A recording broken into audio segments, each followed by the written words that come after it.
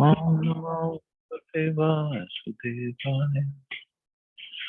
Narayanam Namaskritya Naram Chaiv Narottamam Devim Saraswatim Vyasam Tato Jayam Diri Nashtaprayeshu Abhadreshu Nityam Bhagavata Sevaya Bhagavati Uttam Shloke Bhaktir Bhavati Naistiki.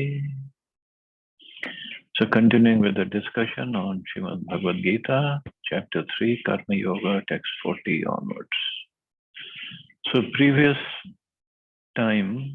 class, Arjun asked why we commit sin, even if it is forced. We don't want to commit, but somebody is forcing us. And Krishna said it is because of lust. Lust means to enjoy separately from Krishna. So now he says, Indriyani manobuddhirasya muchyate etar vimohayatyesha jnanam avritya dehinam. Now where does our lust reside? The senses, the mind, and the intelligence are the sitting places of this lust. Through them, lust covers the real knowledge of the living entity and bewilders him. So it's all over, senses everywhere. And then inside also mind and intelligence are the sitting places of this lust. The enemy has captured different strategic positions in the body of the conditioned soul. And therefore Lord Krishna is giving hints of those places so that one who wants to conquer the enemy may know where he can be found.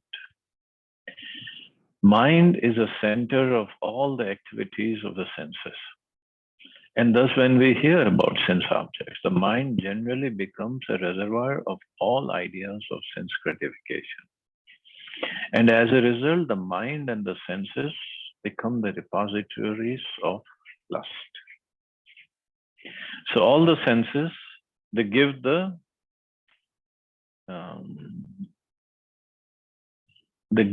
signals to the mind. Eyes say, I want to see something beautiful. Nose say, I want to smell something nice. And ears and tongue has two things to do, eating and talking. And skin wants to touch something which is favorable for it. Of course, every living entity's idea of touch sensation is different. Whatever the body they are in, they like accordingly the touch sensation. For example, a human being, man, he wants to touch a woman's body, some soft skin. But an elephant, he wants to touch a she-elephant's body, which is not very soft according to our calculation. And if we just stand Miss Universe in front of an elephant will not like it. He wants that she-elephant. Mind, the soul becomes, well, the soul is always pure. The conscious has become so conditioned, he cannot, that in that particular body, he cannot think of anything else. And that is his idea of sense gratification, and that is lust. Next, the intelligence department becomes the capital of such lustful propensities. Intelligence department becomes a capital. Capital is where everything is processed. Mind is a repository of the sensory activities, but intelligence is a capital. Because of intelligence or impure intelligence, one does the working again. Why intelligence? Because as it is, intelligence is immediate next door neighbor of the spirit soul. Lusty intelligence influences the spirit soul to acquire the false ego and identify itself with matter, and thus with the mind and the senses. So this we are studying in Srimad Bhagavatam also, the Sankhya Yoga system. So lusty intelligence influences the spirit soul to acquire the false ego, right? And identify itself with matter. Of course, this has started from the time we fall down in the material world. But the false ego means every birth we change the false ego. And in fact, every time we are changing, because as we grow, a little baby, he has his own false ego and his own conditions or limitations of sense gratification. And when we grow with our experience and with our body is different now, so it's a different false ego, so we can try to enjoy more the same senses. We try to enjoy more. The spirit soul becomes addicted to enjoying the material senses and mistakes this as true happiness. This false identification of the spirit soul is very nicely explained in Srimad Bhagavatam. Yasyatma buddhi kunape tri dhatuke. A human being who identifies this body made of three elements with his self, who considers the byproducts of the body to be his kinsmen, who considers the land of birth worshipable, and who goes to the place of pilgrimage simply to take a bath rather than meet men of transcendental knowledge there, is to be considered like an ass or a cow, or just like an animal. But this shloka says, Yasyatma buddhi kunape tri dhatuke. A human being who identifies this body, but actually in the shloka it says kunape. Kunape means a bag. Body is still a nice word, but it's a bag, like a body made of three elements. And we identify this body as ourselves. And then considers the byproducts of the body to be his kinsmen. That this is my family, these are my children, my husband, my wife, mother, father. They are relatives. But that's not all in all. Our real identity is on spirit soul, and our real relationship, eternal relationship, is with Krishna. Forgetting that, and we stress on byproducts of the body. And then who considers the land of birth worshipable. Yes, India is worshipable for us. But just because we have taken birth there, and everybody, those who taken birth in Pakistan, they say Pakistan is worshipable. For Americans, America is worshipable. Then where does it end? And next life, we could be born anywhere else. And who goes to the place of pilgrimage simply to take a bath, or simply to eat ice cream, or simply to drink lassi, rather than meet men of transcendental knowledge there, is to be considered like an animal. This is all Bhagavatam, very, very heavy. And why? Because this is our lusty intelligence. So instead of going to the places of pilgrimage to purify our consciousness, we just make it more lusty by engaging in all these activities, which we can do anywhere, which we are trying to do everywhere else. Tasmatvam indriyanyado niyamya bharat rishabh apmanam prajahiyenam jnana vijnana nashanam. Therefore, Arjuna, best of the Bharats, in the very beginning, curbed this great symbol of sin, lust, by regulating the senses, and slay this destroyer of knowledge and self-realization. So lust, what does it do? It destroys our knowledge and self-realization. The Lord advised Arjuna to regulate the senses from the very beginning so that he could curb the greatest sinful enemy, lust, which destroys the urge for self-realization and specific knowledge of the self. So greatest sinful enemy, lust.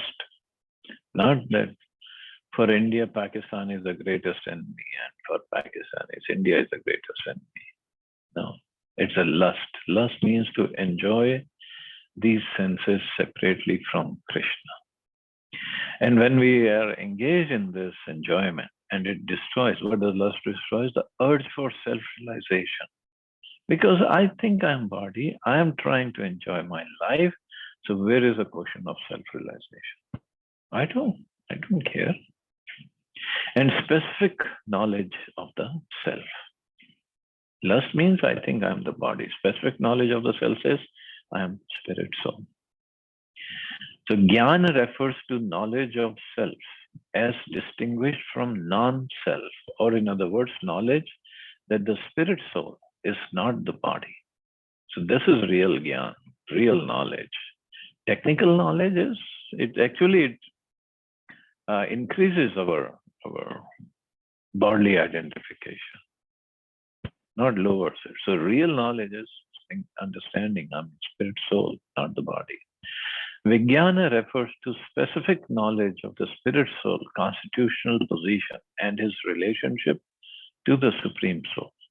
So that is Vijnana. Or it's also said the Vijnana means putting the Jnana into practice.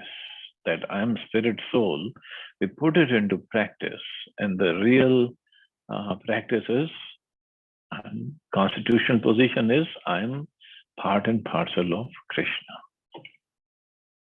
and working on that. And because of that, whatever understanding we get, that is self-realization.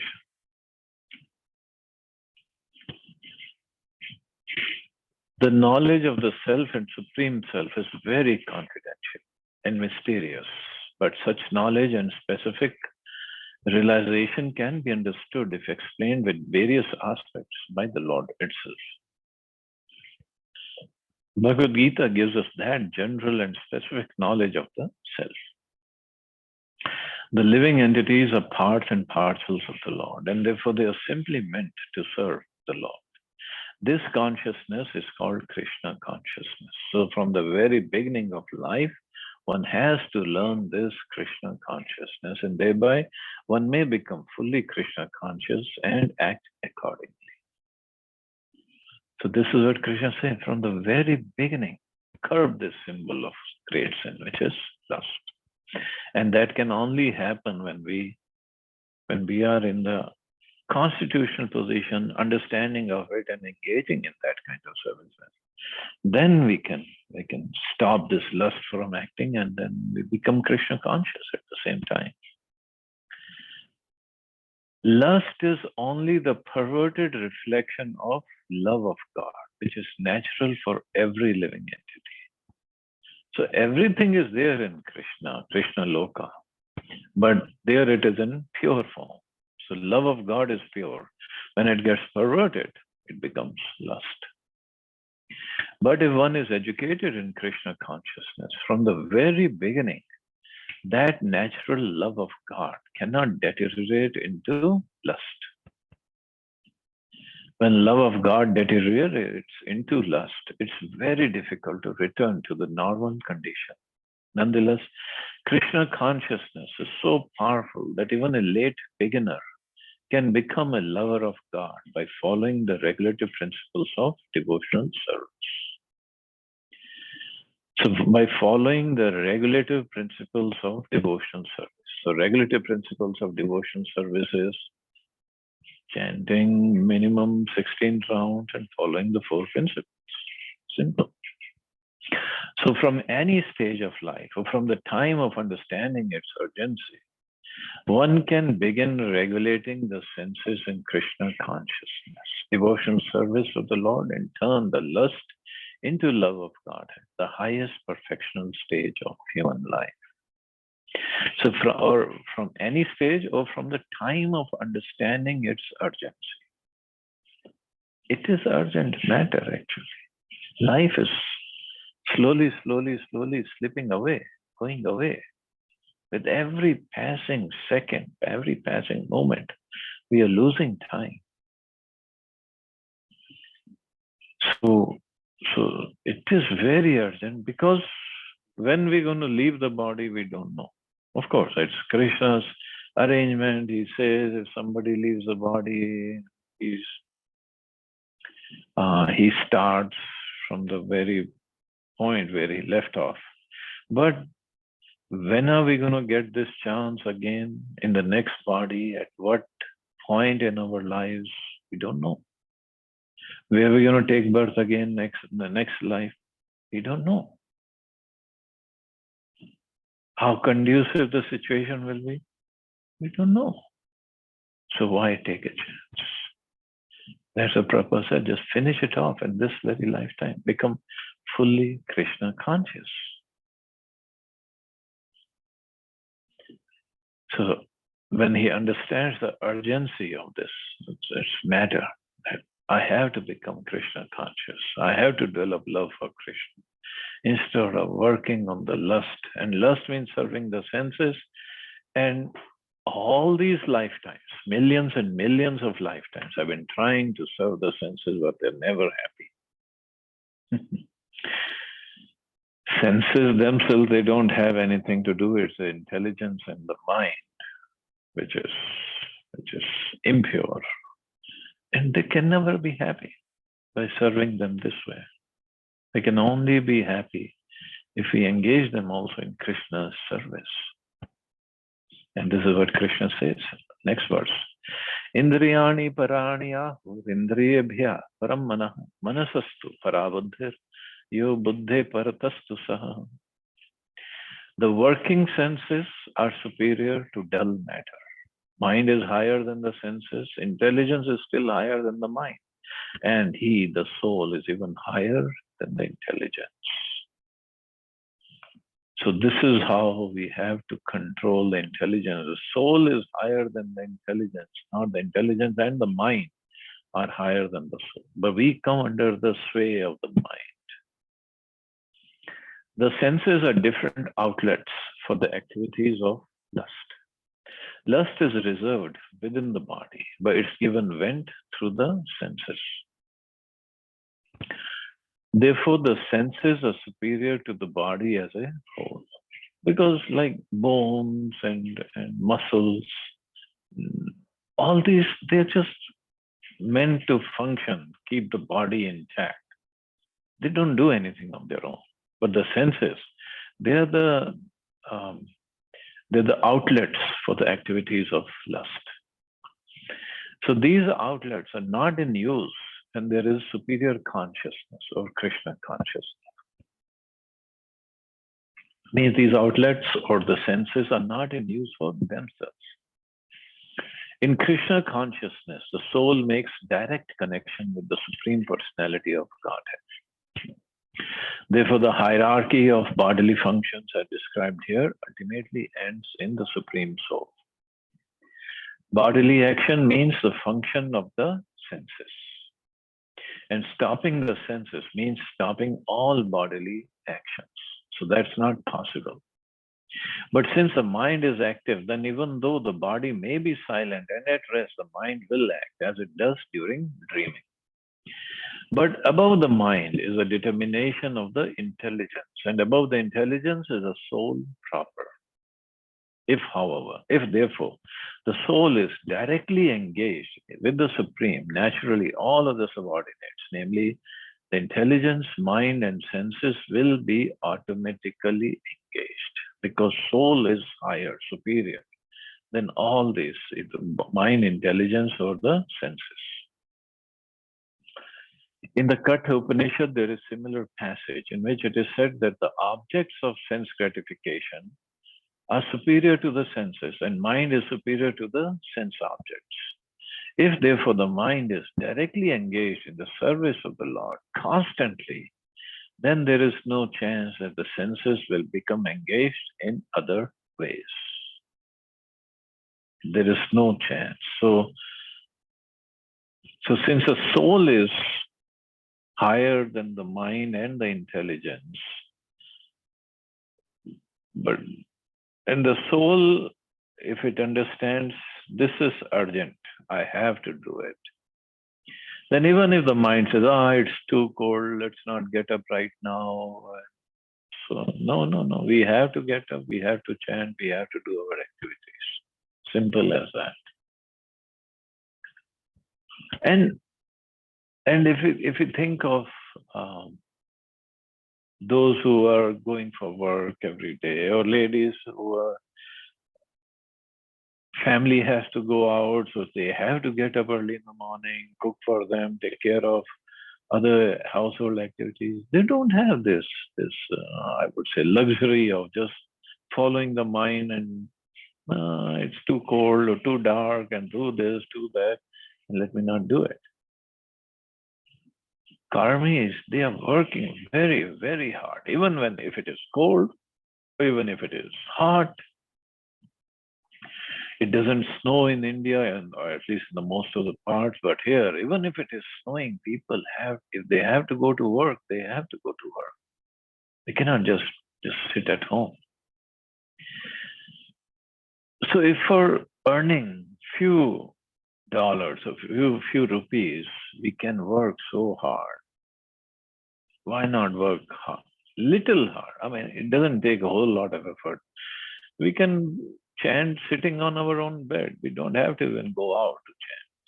So we can just chant and become Krishna conscious.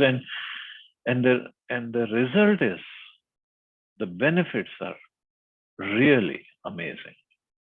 We don't have to come back here to go through again this cold or hot or snow or rain or whatever, all these miseries. If the mind is engaged in the transcendental service of the Lord, there is no chance of its being engaged in the lower propensities.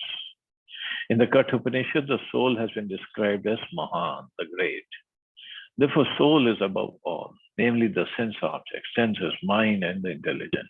Therefore, directly understanding the constitutional position of the soul is the solution of the whole problem. With intelligence, one has to seek out the constitutional position of the soul and then engage the mind always in Krishna consciousness. That solves the whole problem. For Prabhupada, it's very easy. That solves the whole problem. But for us, we are conditioned soul, it's so difficult to get out of this mentality of enjoying this body. A neophyte spiritualist is generally advised to keep aloof from the objects of the senses. But aside from that, one has to strengthen the mind by use of intelligence. If by intelligence one engages one's mind in Krishna consciousness, by complete surrender unto the Supreme Personality of Godhead, then automatically the mind becomes stronger. And even though the senses are very strong, like serpents, they will be no more effective than serpents with broken fangs. So senses are compared to serpents, snakes, because they're very, very strong, and they just, of course, snakes are biting somebody else. Here the senses are biting the person that they're engaged with. But even though the soul is a master of intelligence and mind, and the senses also still, unless it is strengthened by association with Krishna and Krishna consciousness, there is every chance of falling down due to the agitated mind. So soul is a master, but soul has to become, of course, soul is strong also in natural position. Soul is very strong. It's part and parcel of Krishna. Krishna is omnipotent. But in the association of material modes of nature, when the consciousness, when the soul forgets its original position, it becomes very, very weak. So to bring it back to its strengthened position or strong position, it needs association of Krishna and Krishna consciousness. And association with Krishna means Krishna's name, Krishna's Leela, Krishna Roop, Krishna Katha, Krishna's devotees, Krishna's Seva. So that's how it becomes strong. Evam buddhe param buddha sanstabhyatmanatmana jahi shatram mahabaho kama rupam durasadam. Thus, knowing oneself to be transcendental to the material senses, mind and intelligence. O mighty armed Arjun, one should steady the mind by deliberate spiritual intelligence, Krishna consciousness, and thus by spiritual strength conquer this insatiable enemy known as lust. So how we can control and conquer? Param Buddha, by becoming Krishna conscious. This third chapter, this is the last verse of third chapter. This third chapter of Bhagavad Gita is conclusively directive to Krishna consciousness by knowing oneself as the eternal survivor of the Supreme Personality of Godhead, without considering impersonal voidness the ultimate end. In the material existence of life, one is certainly influenced by propensities for lust and desire for dominating the resources of material nature. Desire for overlording and for sense gratification is the greatest enemy of the conditioned soul. But by the strength of Krishna consciousness, one can control the material senses, the mind, and the intelligence. One may not give up work and prescribed duties all of a sudden, but by gradually developing Krishna consciousness, one can be situated in a transcendental position without being influenced by the material senses and the mind, by steady intelligence directed towards one's pure identity. This is the sum total of this chapter.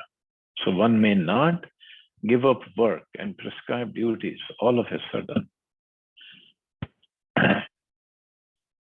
but by gradually developing Krishna consciousness, one can be situated in a transcendental position without being influenced by the material minds and the senses.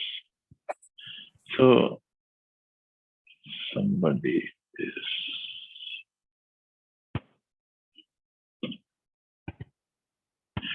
So this is how some of my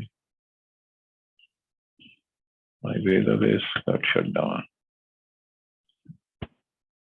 So by engaging in Krishna consciousness, gradually one will develop this love for Krishna, which is our constitutional position. It's not something artificial we have to do.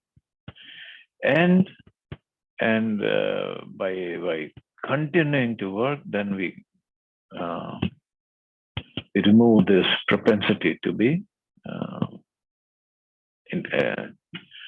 affected by lust. So in the immature stage of material existence, philosophical speculations and artificial attempts to control the senses by the so-called practice of yogic postures can never help a man towards spiritual life. He must be trained in Krishna consciousness by higher intelligence. So this is important.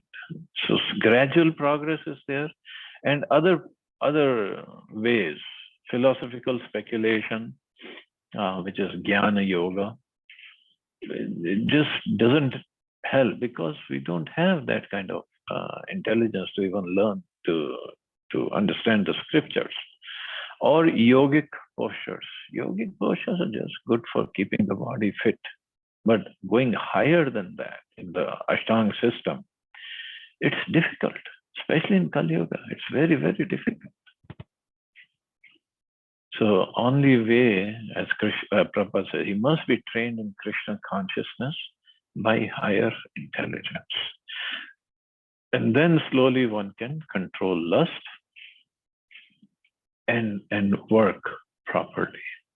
As Krishna says, mighty armed Arjun, one should steady the mind by deliberate spiritual intelligence and by spiritual strength conquer this insatiable enemy known as lust. But this is where Arjun will get confused. Of course, this ends the third chapter of Bhagavad Gita. Now, this chapter is titled Karma Yoga, work. And here towards the end, Krishna says, by knowledge. Arjun will again get confused. What do you want me to do? Get knowledge or work? And for work means to fight. So this is how we'll start, or Krishna wills. Fourth chapter, well, chapters are made by probably Vyasadeva, Krishna and Arjuna, when they were speaking, they were not saying, okay, now the fourth chapter starts, the fifth chapter starts. This is how they have demarcated all the chapters. But Arjuna will again get confused. What do you want me? What do you want me to do? Work or knowledge? Which is better? So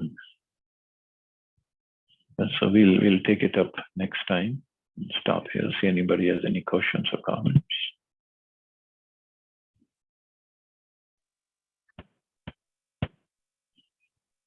Prabhuji, thank you for leading us to the path of love for God. I'm just a follower of Prabhupada, that's all. Nobody. Was it not for you, हम भी ऐसे ही पड़े रहते अंधेरे में बिल्कुल. Well, I'm trying. Thank you, Mata. Thank you. Thank you, Prabhuji. Hare Krishna. Thank you, Mata. Thank you. Hare Krishna. So you all have a safe Hare and Krishna. wonderful day. Hare Krishna. Jai Shri Jai Shri Prabhupada.